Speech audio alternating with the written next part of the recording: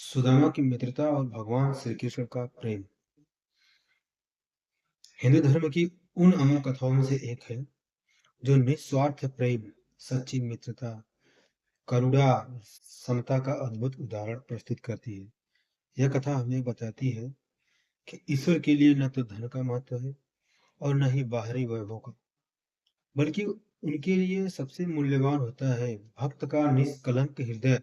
सुदामा और कृष्ण की मित्रता की शुरुआत गुरुकुल से होती है, जहां दोनों ने महर्षि संदीपनी के आश्रम में साथ साथ शिक्षा प्राप्त की।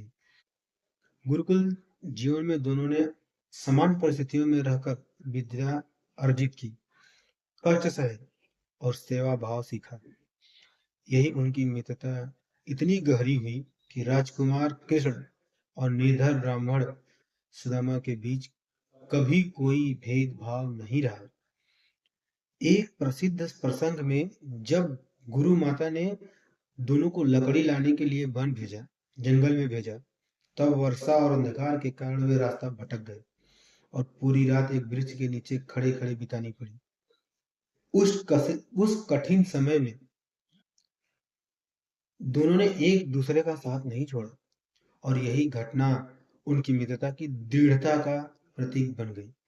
समय के साथ श्री कृष्ण द्वारका के अधिपति और यदुवंशी राजा संपूर्ण सृष्टि के पालनकर्ता बने, जबकि सुदामा निर्धनता में व्यतीत जीवन व्यतीत करने लगे। वे अत्यंत विद्वान, धर्मपरायण और संतोषी थे, परंतु गरीबी के कारण उनका परिवार कष्ट में रहता था। सुदामा की पत्नी, जो पतिव्रता और समझदार थी, उन्हें श्री कृष्ण के पास जाने की सलाह देती थी, क्योंकि उन्हें विश्वास था कि कृष्ण अपने मित्र को कभी निराश नहीं करेंगे। सुदामा स्वयं कभी सहायता मांगने के पक्ष में नहीं थे, पर पत्नी और बच्चों की पीड़ा देखकर वे अंततः द्वारका जाने का निश्चय कर ही लिया। वे भेंट के रूप में कुछ भी देने के में असमर्थ थे, इसलिए पड़ोसियों ने थोड़े से चावल लेकर लज्जा और संकोच के साथ अपने मित्र के पास पहुंचे। जहां सुदामा द्वारिका पहुंचे जब सुदामा द्वारिका पहुंचे, तब वहां का वैभव, सोने चांदी से सजे महल और राजसी ठाट बाट देखकर वे स्वयं को अत्यंत तुच्छ अनुभव करने लगे। परंतु जैसे ही श्री कृष्ण ने सुदामा को देखा और उनके बारे में उन्हें पता चला, वे राज सिंहासन छोड़कर दौड़ पड़े, नंगे पैर दौड़ पड़े, अपने मित्र को गले लगाया और उनकी आंखों से प्रेमाश्रु आंसू बहने लगे। यह दृश्य दर्शाता है कि ईश्वर के लिए सच्चा मित्र और भक्त सर्वोपरि होता है।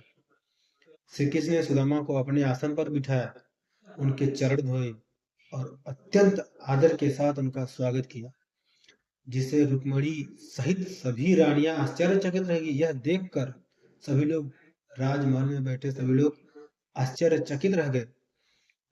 कृष्ण ने सुदामा के से गुरुकुल के दिनों को स्मरण किया और उस सच्ची मित्रता की जीवंत कर दिया। सुदामा अपने साथ लाए चावल को देने से संकोच कर रहे थे, पर श्री कृष्ण ने स्वयं आग्रह करके उसे उनसे ले लिया और बड़े प्रेम से खाना चालू कर दिया, मानो वह अमृत हो। यह प्रसंग दर्शाता है कि भगवान के लिए भक्ति भाव से दिया गया थोड़ा सा अन्न भी अनंत मूल्य रखता है। सुदामा ने अपने कष्टों का उल्लेख नहीं किया, क्योंकि वे कुछ मांगना नहीं चाहते थे, परंतु सर्वज्ञ अंतर्यामी श्री कृष्ण के उनके हृदय की पीड़ा समझ चुके थे। सुदामा बिना कुछ मांगे द्वारिका से लौट आए। अब इस कहानी में ट्विस्ट आता है। जब सुदामा अपने घर पहुंचे तो वहां का दृश्य बदल चुका था, क्योंकि उनके ऊपर भगवान की कृपा हो चुकी थी। उनकी झोपड़ी एक भव्य भवन में परिवर्तित हो चुकी थी। परिवार सुख समृद्धि में युक्त था और सभी कष्ट दूर हो चुके थे। यह चमत्कार नहीं, बल्कि भगवान की करुणा और प्रेम का परिणाम था। इस कथा का गुण मूल संदेश यह है कि सच्ची मित्रता और निष्काम भक्ति कभी व्यर्थ नहीं जाती। श्री कृष्ण ने यह सिद्ध किया कि वे केवल राजाओं या धनी लोगों को ही नहीं, बल्कि गरीब, दुखी, सरल हृदय वाले व्यक्ति को भी, भक्तों को भी उतने ही प्रेम करते हैं। सुदामा की मित्रता हमें सिखाती है कि अहंकार रहित संबंध, त्याग, संतोष और विश्वास ही जीवन के सच्चे धन है। यह कथा सामाजिक समानता का भी संदेश देती है, जहाँ ईश्वर स्वयं जाति, वर्ग और धन के भेद को समाप्त कर देते हैं।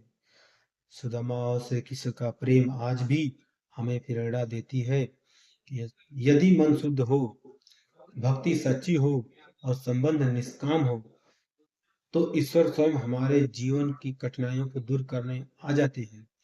यही कारण है कि सुदामा कृष्ण की मित्रता भारतीय संस्कृति की आदर्श मित्रता और ईश्वरीय प्रेम का सर्वोच्च उदाहरण मानी जाती है। तो दोस्तों, ये रहा कुछ अत्यंत और दुर्लभ भगवान द्वारा स्वयं रचा गया मित्रता पर उनके द्वारा व्यक्त किया गया है। तो आप लोगों को सुनकर कैसा लगा? अगर आप लोगों को अच्छा लगा हो तो वीडियो को लाइक करना, चैनल को सब्सक्राइब कर लेना, ताकि और भी ऐसे ही मैं इंटरेस्टिंग कहानी आप तक पहुंचाते रहूं। Thank you very much.